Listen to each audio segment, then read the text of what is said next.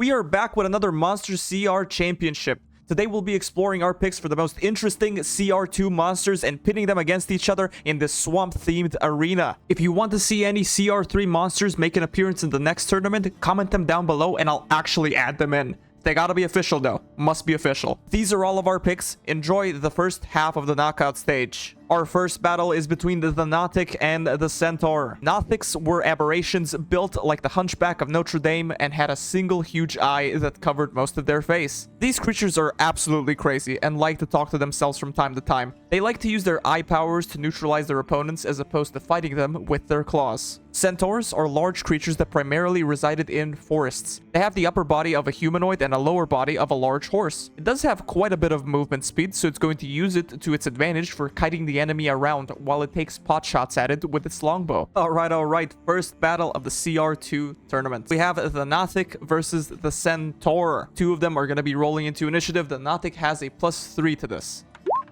And it's going to roll an 11. The Centaur has a +2 to its initiative.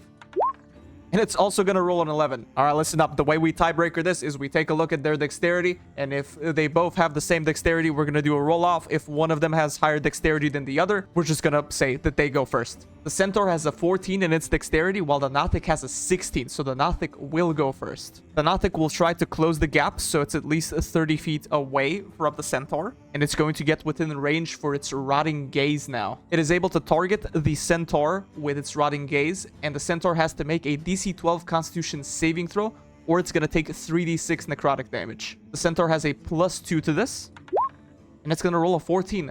No damage at all from the Noic. Centaur's turn now. It has a movement speed of 50 feet. The Centaur has an intelligence of 9, but it's gonna notice that it doesn't actually have to dodge any attacks, but just make saves from the Noic. So it is instead going to take out its pike and try to go ahead and melee the Noic. The Centaur is going to move 25 feet to here. This is not enough to activate its charge. It has to move 30 feet straight towards the target to get extra damage. It's going to be making 2 attacks, one with its pike and one with its hooves. The pike is going to be an 8 to hit. That doesn't. The hooves are also going to be a 9. The Noic dodges both of them. That is the end of the Centaur's turn. On the Nautic's turn, it's going to use its Rotting Gaze again to try and do some necrotic damage on the Centaur. Centaur's going to make me a Constitution saving throw. That's a +2. It's going to roll 17. The Noic is not doing anything to it. Quite frankly, none of them are doing anything to each other at the moment. The Centaur, 2 attacks again. It has a +6 to hit on its melee attacks. It's going to be a pike for the first hit. It's going to be another 8. No damage. What about its hooves? A 13. This will not as well. This is a miss-off again. Oh my god. It's the start of the day. I'm just rolling terrible. Moving up to the Nautic's Rotting Gaze. Am I only going to roll good on Constitution saving throws? We'll see. Centaur making a Constitution save +2. And it's a fail. The Centaur is going to take 3d6 necrotic damage. And it's going to be a 6 piss poor damage, but hey, damage is damage. First blood for the Noic. Centaur again, 2 attacks to hit. One with its pike. It's going to roll a 9. And a 23 for the hooves. Finally some damage. 2d6 +4 damage for the Centaur. And it's going to be 10. Centaur picks up the damage lead. Noic again, Rotting Gaze, Constitution saving throw for the Centaur. And it's going to fail again with a 7. It's going to take 3d6 more necrotic damage. For 10 more damage. Noic picking up the lead again. Centaur's turn. Again with its pike and its hooves. +6 to hit on each of them. Pike will hit for a 19. And the hooves will roll a 14. The hooves will unfortunately not be hitting. 1d10 +4 damage for the pike. And it's 5 points of damage. Noic is still in the lead. Noic, another Rotting Gaze onto the Centaur. I think that just... It does not succeed. He has to beat a DC 12 Constitution saving throw. So the Centaur is going to take 3d6 more necrotic damage, which is 7. What is this? What are these damage rolls, man? Centaur again is going to try and pick up the lead again with a pike to hit first. It's going to roll a 9 for its hooves. It's going to roll a natural 20 to hit. 4d6 +4 damage. This is probably going to be big unless I roll minimal again on everything. 19 damage to the Noic. The crit absolutely crippling the Noic. And now the Centaur is in a considerable damage lead. Noic again with its Rotting Gaze. Constitution saving throw for the Centaur. And it's going to fail, taking another 3d6 points of necrotic damage. which is going to be 11 more. They are on the same HP now. Centaur, 2 attacks with its pike and its hooves. 17 on the pike, it will hit. 17 on the hooves, it will hit as well. 1d10 plus 4 damage for the pike. It's going to be 13. It doesn't even need the other attack. The Nautic will go down, taking 13 points of piercing damage, and the Centaur will take the first round of this tournament. The second battle is going to be between the Priest and the Spine Devil. I'm going to hope everyone is aware what a Priest is, so I'm just going to go over its capabilities. It does have a good bit of spells in its arsenal, including Spirit Guardians, so it's going to be attempting to get into melee range with this spell ongoing. Spine Devils, also known as Spinagons, were essentially demon couriers that delivered messages to devils that were more powerful than them. They had long, keen talons at the ends of their hands and feet, and spines bristled their whole bodies. It does have a flying speed, so it's going to try and weave in and out with its flyby ability. Alright, we got the Priest versus the Spined Devil fight. I'm going to be putting them 30 feet away from each other just so the Priest has a chance to get in melee range from the Spined Devil before it just takes off and starts flying. Priest is going to be rolling into initiative, and it has an 8. Spine Devil has a +2 to its initiative. And it's going to roll a 21. Spine Devil's turn is going to fly up 20 feet. We're going to be noting it in this blue bubble. And it's going to be moving 20 feet towards the Priest. Now getting ready to shoot its tail spines at the Priest. It does have 12 of this as ammunition, so we're going to be keeping track of that. Alright, the Priest is going to be invoking its Spirit Guardians. This is a 15-foot radius sphere. And it's going to just await to shoot the Spine Devil with its Guiding Bolt. Spine Devil is now going to be 20 feet up into the air, just out of the range for the Spirit Guardians, and now 2 tail spines are going to be flung towards the Priest. Spine Devil has a +4 to hit on these. First tail spine is going to be 19 to hit. Second, it's going to be 18 to hit. Both will hit. The Priest, for the initial damage, is going to take 2d4 plus 4 damage. It is going to be near max 11 points of damage to the Priest, along with 2d6 fire damage. This is going to be 7 additional points of fire damage. The Priest has to make me 2 Constitution saving throws or lose concentration on the Spirit Guardians. It just needs to beat a 10. First one is going to be a 19. That succeeds. Second is a 3. That doesn't. The Spirit Guardians will lose concentration. That is the end of the Spine Devil's turn. The Priest is going to try to Guiding Bolt the Spine Devil at 2nd level. It has a +5 to hit with this.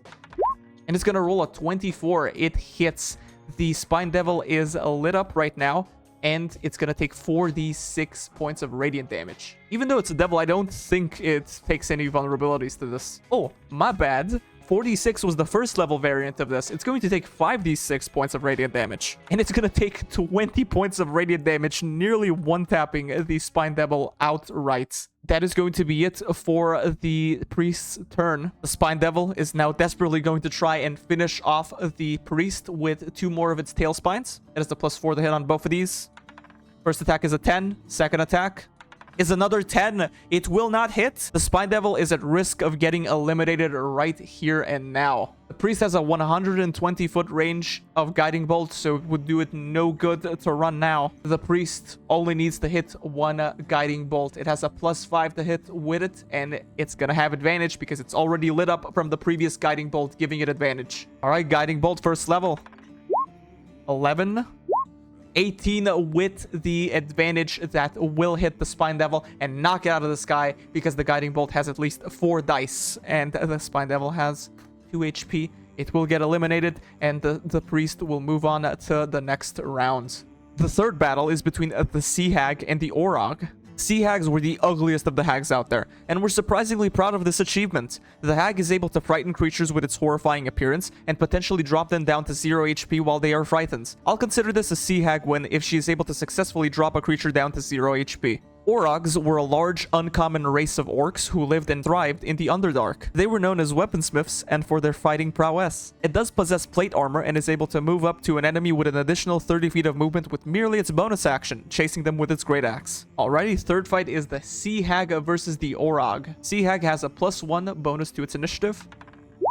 and it's gonna roll a 20. The Orog has a +1 bonus to its initiative, and it's gonna roll a 6. The Sea Hag will go first. The Sea Hag is a 12 in intelligence, so it's just gonna assume that the Orog is just gonna beeline towards it with its bonus action. So the Sea Hag is no fear, just gonna get into melee range with the Orog and do a claw attack at him. If this is gonna be a +5 to hit, it needs to beat a 18 AC because of the Orog's plate mail. And it's gonna roll a 24 that will hit for 2d6 plus 3 points of slashing damage. The Orog will take 10 points of initial slashing damage. That is the end of the Hag's turn. At the start of the Orog's turn, it's going to be subjected to the Hag's horrific appearance. Any humanoid that starts this turn within 30 feet of the Hag has to make a DC 11 Wisdom saving throw. The Orog also has a 12 to its intelligence, so it does have an option to avert its eyes. But it also has a +4 bonus to its constitution, so it's going to try and succeed on the save and be immune to it for 24 hours. It has a +4 bonus to its constitution saving throw, and it's gonna roll a 6. It will not. It is now considered frightened. It shall make 2 attacks with its great axe. These attacks are all with disadvantage, but they have a +6 to hit. First attack will be a 15 to hit. I believe that does. Yes. Second attack will be a 13. That will not. This is going to be a D12 plus 4 slashing damage. It's going to be 9 points of damage to the Hag. The Hag now does have her Death Glare, and she's able to target one frightened creature she can see within 30 feet of her. The Orog has to make me DC 11 Wisdom saving throw against this magic, or it's going to drop to 0 HP. The Orog has a +0 to this, so we're hoping for the best. And it's going to roll a 13. It will not drop to 0 HP. Alright, that is the end of the Sea Hag's turn. The Orog's turn now. 2 attacks with disadvantage to the Hag, +6 for both of them. First attack is going to be a 11 to hit. It doesn't. Second attack is an 8 to hit. That doesn't as well. At the end of the Orog's turn, it has to make me another DC 11 Wisdom saving throw, or it's going to remain being frightened. It has a nothing to this, and it's going to roll a 5, still being frightened. Sea Hag, again, with its Death Glare, it's going to try and put the Orog to 0 HP. The Orog is making a Wisdom saving throw. It's got +0, and it's going to roll a natural 1, putting it down to 0 HP. With this, the Hag will take it, as now the Orog is on 0 HP. Can't regain any more. The fourth and final battle will be between the Azer and the Bandit Captain. Azers are residents of the fire plane. They resemble dwarves with brass bodies, which conducted so much heat that their weapons deal additional fire damage. If a creature hits the Azer with a melee attack, it has a chance to take fire damage in return from the Azer's heat. Bandits are people who try to rob you. This is just a higher threat level bandit. This is the only mob in the tournament who possesses 3 attacks as well. It also has the ability to increase its AC by 2 when targeted by an enemy. Alrighty, it is the Azer versus the Bandit Captain's turn. Azer has a +1 bonus to its initiative, and it's gonna roll a 10. The Bandit Captain has a +3 bonus to its initiative. It's gonna roll a 19. Bandit Captain's turn.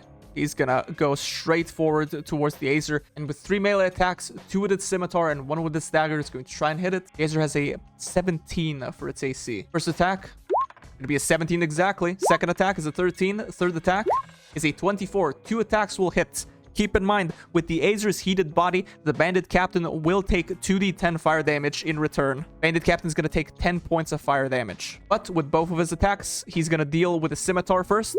6 points of damage. Second attack is going to be 6 more points of damage. This is 12 damage to the Azer. The Azer's turn rolls up. He's going to be making an attack with his Warhammer towards the Bandit Captain. It has a +5 to hit, and it's going to roll a 22. That will. The Bandit Captain is going to take 1d8 plus 3 initial bludgeoning damage, which is a 6 plus 1d6 fire damage, which is 1. This is 7 damage to the Bandit Captain. That is all the Azer can do. 3 attacks aren't really helping out this Bandit Captain. It's just going to take more and more fire damage. Multi-attack for the Bandit Captain. 3 attacks to the scimitar first. It'd be a 14 that will not hit. 23 will though, and 1 with its dagger. It'd be a 9. No, it doesn't. So first scimitar is going to be 7 points of damage to the Azer, and in return, the Bandit Captain is going to be receiving a d10 fire damage, which is 5 fire damage to the Bandit Captain. Azer's turn rolls up. Warhammer attack to the Bandit Captain. It's going to be a 14 to hit. That will just miss. The Bandit Captain doesn't even have to parry it to increase its AC. Bandit Captain's turn. 3 more attacks. 2 with the scimitar first. The first one is a natural 1 that doesn't hit. Second attack is a 7. It doesn't hit. And an 8! That doesn't hit 6, 7, and 8 on the attack rolls. Wow. That's ending the Bandit Captain's turn. The Azer moves up again. +5 to hit on the Bandit Captain. It's going to be an 11. They're missing each other right now. Nobody's dealing damage. Bandit Captain's turn. 3 more attacks. 2 with the Scimitar are going to be a 9. A natural 1. And with the dagger is a 15. That doesn't hit. They are dueling right now. Azer's turn again. +5 to hit. It's a 21. This time it does. Bandit Captain is going to be taking 1d8 plus 3 bludgeoning damage, which is 4, plus 1d6 fire damage, which is 2. This is 6 damage in total to the Bandit Captain. Bandit Captain, again, so many chances to hit this guy. 2 with the Scimitar. Natural 20 to hit. A 10 for the other Scimitar, and for the dagger, it's going to roll a 17. 2 attacks will hit, one of them being a crit. First Scimitar is going to be 2d6 plus 3 points of damage, which is 8. And for the dagger, 1d4 plus 3 damage. It's going to be a 4. And the Bandit Captain will take in return 2d10 points of fire damage, which is 12 more. Azer's turn. Warhammer again, +5 to hit. It's going to roll a 16, but the Bandit Captain is going to use his reaction to add that +2 to its AC, so that attack will not hit. Bandit Captain's turn. 2 Scimitar attacks. 23 for the first one, that hits. 22 for the second one, that hits. And for the dagger, 24 to hit. Wow, okay. First attack, 1d6 plus 3 damage. It's going to be 5 points of damage. That will bring him down to grievous wounds. Second attack is going to be 8 points of piercing damage. That will take out the Azer and put it out of the combat. And the Bandit Captain will take the final round of the half of the knockout stage. Our schedule for all of the CR tournaments going forward is now on every Tuesday and Friday at 3 p.m. EST each. The Friday episodes will be coming out until we are able to continue our regular full campaigns starting on the 17th of January 2025. Thank you for coming along this journey with us. In the next video, we will be finishing the other half of the knockout stage. Stay tuned for more, and to whoever is still watching, have yourself a good one.